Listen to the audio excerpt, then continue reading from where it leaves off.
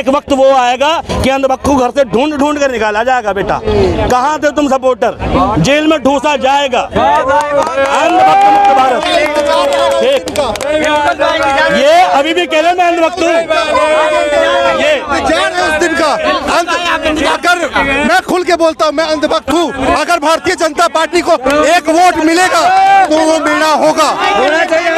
सीधे के दंगे की चौक पे बोल रहा हूँ ये चीज। कोरोना वायरस है, ये इलाज नहीं है, परहेज करें। कोरोना वायरस है, ये इलाज नहीं है, परहेज करें। तबाह होके भी दवाई दिखती नहीं है, अंधभक्ति है, दवाई बिकती नहीं है। वोट दे रहा है में ये एजुकेशन के बारे में नहीं बोले, इतनी देर में ये हॉस्पिटलिटी के बारे में नहीं बोले, ये बेरोजगारी के बारे में नहीं बोले। इन्हें याद आया हिंदू मुसलमान, यही है अंधभक्ति। और इसी को चाहता हूँ मैं, अंधभक्त मुक्त भारत, इसी विचारधारा का अंत चाहता हूँ मैं कि बात हम करेंगे जायज नाजायज की और ये कहेंगे हमारा धर्म टारगेट कर दिया। ठीक, इनसे कोई भी बात कर लो, ये घुमा फिरा के हिंदू मुसलमान पे आएंगे, घुमा फिरा के मंदिर मस्जिद पे आएंगे। भर दिया गया हिंदू भाई दंगे हुए, इनको ये लगता है मुसलमान मरता ही नहीं। अरे दंगों में इंसान मरता है, चाहे हिंदू हो या मुसलमान, मरता है सिर्फ इंसान। ठीक, और दंगा सुनियोजित होता है, नेता कराते हैं, हमेशा नेता कराते हैं। इन्हें हमेशा क्या है, उसमें हिंदू मुसलमान का एंगल नजर आ रहा है दंगों में। ठीक है, लास्ट सवाल है, क्या लग रहा है कि उपचुनाव को देखते हुए इस तरीके के माहौल बन रहे हैं? उपचुनाव को देखते हुए नहीं, 27 में योगी जी की कुर्सी जा रही है। जो लोकसभा में योगी जी की, ठीक है, वैल्यू घटी है, योगी जी की जो लोकप्रियता घटी है, उसकी भरपाई हो रही है। भाई जो व्यक्ति आता ही दंगे की विचारधारा पे हो, जो कुर्सी पे बैठ के कहता हो नमाज नहीं होगी बाहर सड़क पे, और बाद में दूसरी कम्युनिटी के लिए सड़क पे कावड़ यात्रा का आयोजन करा देता हो, कहता है भाई सड़क पे नमाज पढ़ने से ट्रैफिक जाम होता है, समस्या होती है, एम्बुलेंस भी गुजर सकती है, लेकिन वो व्यक्ति कावड़ यात्रा का इंतजाम कराता है। मैं कोई बुराई नहीं है, कावड़ यात्रा का इंतजाम करना चाहिए, लेकिन किसी दूसरे धर्म से दिक्कत भी नहीं होनी चाहिए। भाई जैसे उनका कर रहे हो वैसे इनका करो, लेकिन किसी एक को बढ़ावा देना और एक को दबाना, यही कम्युनलवाद है, यही कम्युनलवाद है। और इसी विचारधारा का अंत होना चाहिए। योगी जी चले भी जाएं तो उनकी विचारधारा रह जाएगी। अंधभक्त मुक्त भारत, हर अंधभक्त को जेल होनी चाहिए, और वो वक्त आएगा और कोई नहीं लाएगा तो मैं लाऊंगा। पक्की बात, मैं जरूर लाऊंगा, मैं जमीन पे काम कर रहा हूँ। और एक वक्त वो आएगा कि अंधभक्त को घर से ढूंढ ढूंढ कर निकाला जाएगा। बेटा कहाँ थे तुम सपोर्टर, जेल में ठूसा जाएगा। अंधभक्त मुक्त भारत, ठीक, ये अभी भी कह रहे मैं अंधभक्त हूँ, ये उस दिन का अगर मैं खुल के बोलता हूँ मैं अंधभक्त हूँ, अगर भारतीय जनता पार्टी को एक वोट मिलेगा तो वो मेरा होगा। सीधे के दंगे की चौक पे बोल रहा हूँ ये चीज। कोरोना वायरस है, ये इलाज नहीं है, परहेज करें। कोरोना वायरस है, ये इलाज नहीं है, परहेज करें। तबाह होके भी दवाई दिखती नहीं है, अंधभक्ति है, दवाई बिकती नहीं है, और कुछ नहीं। लाइलाज बीमारी है, सिर्फ और सिर्फ एक साथ फिनिश किया जाएगा इन्हें। ठीक, इनका इलाज नहीं, ये सुधर नहीं सकते, ये कैद हो सकते हैं, इनको बॉक्स में बंद करा जा सकता है। और वक्त आएगा, ठीक, वक्त आएगा, ठीक है, जब अंधभक्त की विचारधारा मेरी नजर में आज राष्ट्रद्रोह की विचारधारा है, और एक दिन देश की नजर में राष्ट्रद्रोह की विचारधारा मानी जाएगी, आज नहीं तो कल मानी जाएगी, और जरूर अंधभक्त से जेल भरेंगे। ये अंधभक्त मुक्त भारत चाहिए मुझे। आपने एक बहुत अच्छा बात बोला, कांवड़ यात्रा पे योगी जी ने ये स्टेटमेंट दिया, ठीक है, आपने अभी लाइन बोला है, अच्छी बात है, देना ठीक है, हाँ। और आपके नमाज पढ़ने पे जो रेस्ट्रिक्शंस लगाया गया, हम एक्सेप्ट किए, ठीक है, लेकिन कहीं ना कहीं आपके दिमाग में भी ये बात जरूर है, जो कांवड़ यात्रा को अलाउ किया गया, आप ये क्यों नहीं बोले एक बार भी, जो यार कांवड़ यात्रा है सपोर्ट करके चलते हैं उनको, जो लोग साथ साथ चले।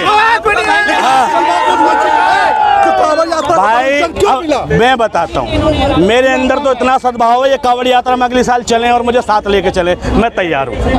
ठीक है, ये कहते हैं ना कांवड़ यात्रा, मुझे धर्म से ऑब्जेक्शन नहीं है, गलत मैं कह रहा हूँ, यही अंधभक्ति है। मैं राजनीतिक ऑब्जेक्शन की बात कर रहा हूँ, मुझे दिक्कत योगी आदित्यनाथ की सोच से है, हिंदू धर्म से नहीं।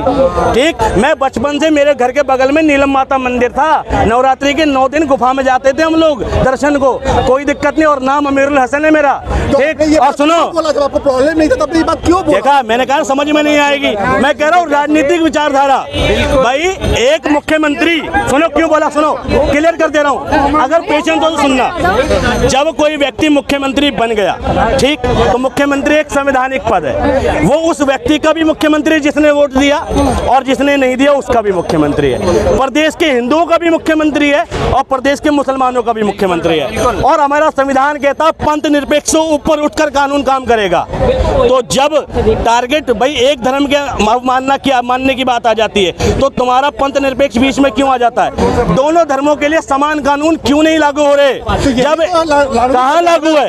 एक बंदे को कहा जा रहा है सड़क पे नमाज नहीं पढ़ोगे, ठीक है, दो सिविल कोड क्या है? ठीक है, यूनिफॉर्म सिविल कोड क्या है? क्या है बताओ? चलो मैं आपसे पूछता हूँ। नहीं मैं बताऊंगा क्या है यूनिफॉर्म सिविल। कोई भी चीज जो आपके लिए अलग है, ठीक है, मैं हमारे लिए अलग है। आपने अभी एक बात बोला, जो वक्फ बोर्ड के लिए जो जमीनें के लिए जो अभी वक्फ बोर्ड में था, जो चेंजेस करके डीएम को पावर दिया जा रहा था जो वक्फ बोर्ड में रही है, ये था, ये आप भी जानते हैं, हम भी जानते हैं। आपको भी एक बात पता होगा, आप लोगों ने एक वर्ड उठाया, ओवैसी साहब ने एक वर्ड उठाया था, जो क्यों इस्लामिक चीज में कोई भी नॉन इस्लामिक लोग क्यों होंगे, ठीक है।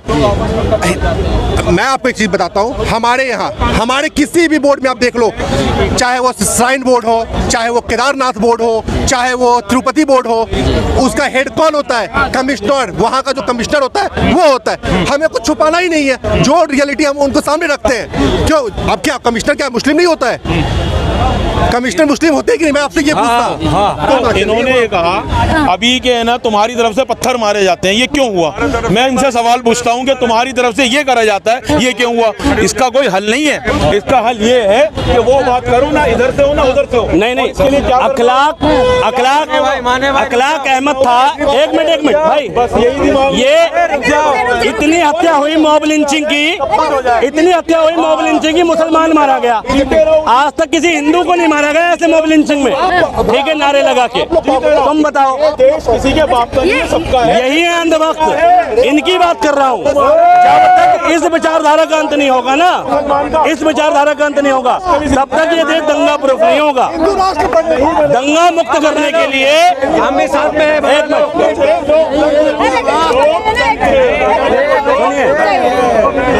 एक मिनट, इस्लामी हम भी साथ में हैं, हिंदू राष्ट्र बनाओ। हम साथ में। देश जग चुका है और ये सब छोटे मोटे बात होता रहेगा। देश जो कर रहे हैं सब देख रहे हैं। जिसकी भी हत्या हुई वो चिंतनीय है, निंदनीय है। किसी एक व्यक्ति की भी हत्या हो रही है तो उस प्रदेश के मुखिया की जिम्मेदारी नहीं होना चाहिए था।